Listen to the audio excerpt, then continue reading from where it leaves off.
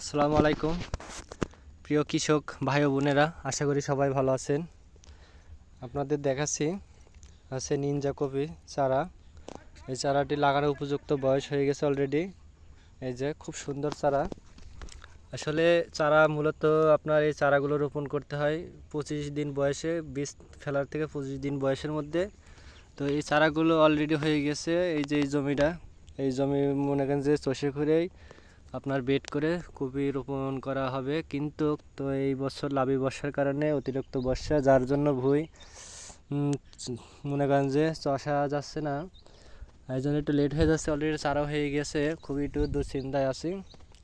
তো চারা তো মোটামুটি আলহামদুলিল্লাহ অনেক ভালো। জানি না এই চারা কোন পর্যায়ে যে দাঁড়াবে। আসলে ভুঁইটা এখন পর্যন্ত রেডি হইল না। তো আল্লাহ ভরসা।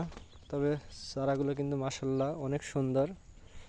এই যে আসলে এই যে দেখতে পাচ্ছেন একটি মানুষের মতো দেখা যাচ্ছে। আসলে এটা দেওয়ার কারণ হচ্ছে খরগোশ অথবা শিয়াল রাতের বেলায় কফি গাছে এসে অনেক মনে করেন যে দৌড়াদৌড়ি করে, যার কারণে চারা ভেঙে চুরে যায়। এই জন্য এই যে কোলে একটা, এই জন্য এরকম করে বানানো হয়েছে যাতে দেখলে পরে বুঝতে পারে যে এখানে মানুষ আছে, যার কারণে এইভাবে দেওয়া রয়েছে।